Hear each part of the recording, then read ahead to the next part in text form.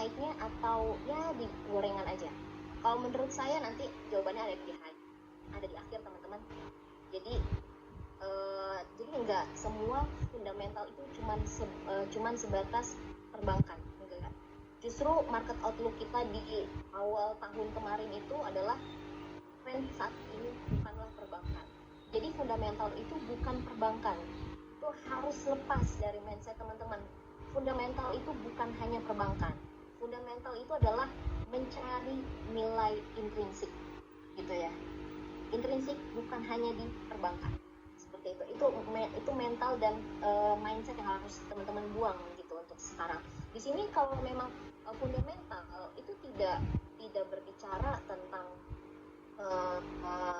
ya tadi ya sebuah sektor aja gitu. Jadi fundamental itu semua saham bisa berkesempatan menjadi saham yang multi bagger dengan ya kita harus pintar-pintar melihat nilai intrinsiknya gitu. Nilai intrinsik itu apa? Nilai yang memang sebenarnya harusnya saham ini tuh saya jual Nasdaq itu ya. Nasdaq kalau saya jual di daerah pedesaan, kalau misalnya dijual 35.000 atau 40.000 itu harganya segitu. Cuma kalau misalnya saya jual di sebuah dijual di sebuah toko bakery itu dihargai ya harusnya di harga 150.000.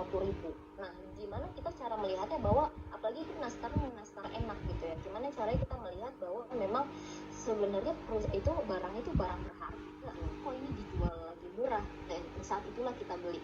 Kalau misalnya barang itu tiba-tiba udah banyak diketahui oleh orang lain, terus misalnya kayak influencer sekarang review makanan ini lama-lama harganya naik, akhirnya disitulah contohnya saham juga polanya seperti itu. Ketika orang belum banyak yang tahu tapi kita udah ngeh duluan bahwa perusahaan ini bagus gitu ya, kita justru dapat harga di bawah.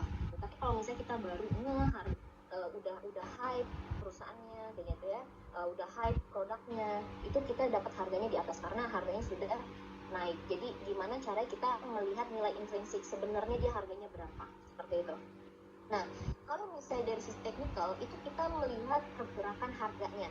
Jadi kalau misalnya di bedanya di fundamental kita melihat nilai sebuah barangnya. Kalau di teknikal kita menentukan kapan kita harus belinya, itu paling tepatnya kapan gitu, pergerakan harga sahamnya. Nah, timingnya biasanya kalau untuk fundamental memang jangka waktunya lebih panjang gitu ya. Terus tapi ingat panjang bukan selama-lamanya. Jadi sekali lagi itu yang harus dibuang. Megang saham itu bukan selama-lamanya. Kalau itu sudah tidak profit buat kamu, sudah tidak menghasilkan buat kamu, jual. Jadi kalimat kuncinya adalah panjang, bukan selamanya. Nah, kalau misalnya teknikal itu biasanya mostly ya untuk posisinya short to medium. Jadi ya bisa dalam jangka waktu sehari atau bisa dalam jangka waktu 1 tahun gitu. Nah, yang ketiga adalah datanya yang digunakan. Kalau misalnya dari sisi fundamental yang digunain untuk dari sisi variabelnya adalah laporan keuangan pasti, karena kan kita harus ngecek gitu memang perusahaannya masih bertumbuh atau enggak. Terus kita cek model bisnisnya gimana, kita lihat bagaimana ekonomi. Kadang model bisnis bagus, laporan keuangan bagus gitu ya, tapi misalnya nih ada yang terjadi manajemennya nggak bagus, itu akan mempengaruhi juga ke labanya kayak gitu. Misalnya model bisnis padahal bagus, tapi karena ekonomi lagi tidak menguntungkan kayak BBRI sekarang, akhirnya mempengaruhi ke laba. Yang kemarin BBRI cuma naik 0,1%, padahal sebuah banking besar dengan model bisnis ya yang kalau saya bilang ya dia dua terbaik gitu ya di Indonesia seperti itu, tapi bisa turun labanya secara Q on Q dan year on year cuma naik 0,1. Bayangkan sebuah banking besar cuma naik laba 0,1. Karena kenapa? Ya kita lihat indikator ekonominya lagi tidak baik. Terus kalau misalnya ngeliat teknikal, kalau teknikal kita untuk indikatornya penggunaannya ya kita lihat grafik harganya, terus kita lihat juga volumenya. Kalau kita lihat volumenya banyak gitu ya, berarti ya ada orang yang memang lagi berkonsentrasi di saham-saham tersebut. Yang paling penting nanti kita lihat movement structure. Nah, ini teman-teman ilmu paling mahal di technical yang selalu saya sharing ke teman-teman kalau misalnya dalam kesempatan edukasi atau seminar gitu ya, saya selalu menekankan movement structure. Movement structure itu tidak akan pernah bohong. Kalau teman-teman melihat beberapa kali saya merekomendasikan saham yang mau turun atau misalnya saham mau naik, itu bukan pakai indikator, tapi pakai movement structure. Karena ketika kita pakai movement structure, kita nggak ketipu sama pergerakan dari harga saham dan playmakernya gitu. Nah, terus ini cocoknya ya tadi ya buat jangka panjang saham. Terus kalau di sini kelebihannya apa?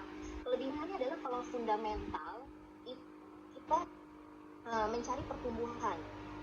Yang kita cari adalah pertumbuhan labanya. Kita mencari pertumbuhan untuk dana yang kita punya gitu ya.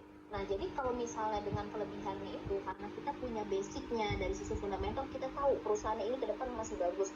Even sekarang saya masih minus 20%, tapi saya yakin perusahaan ini, kita punya landasan bahwa perusahaan ini tuh masih bakal profit, manajemennya bagus gitu ya. Nah, itu kita punya posisi justru lebih baik untuk mengatur adanya psikologis. Kalau misalnya itu kita malah justru nambah. Beda sama kalau kita hanya menggunakan technical aja. Kalau kita pakai technical aja, itu kita turun ya udah kita hilang kesempatan. Tapi kelebihannya adalah technical itu timingnya biasanya lebih cepat. Jadi kalau misalnya naik turun lebih awal. Kalau kita pakai fundamental aja, kadang kita menunggu terlalu lama. Kita udah beli dari tahun 2023, ternyata sahamnya ini baru naik di tahun 2025. Itu kelemahannya fundamental. Nah, tapi kalau misalnya di fundamental, yang baiknya adalah kita bisa mengatur psikologis kita, dan kita juga bisa mengatur positioning yang kita punya. Jadi kita bisa ngebuk barang langsung banyak gitu, karena kita yakin bahwa perusahaan ini masih bakal naik. Kalau misalnya yang cuma landasannya technical, biasanya ngelihat harga saham turun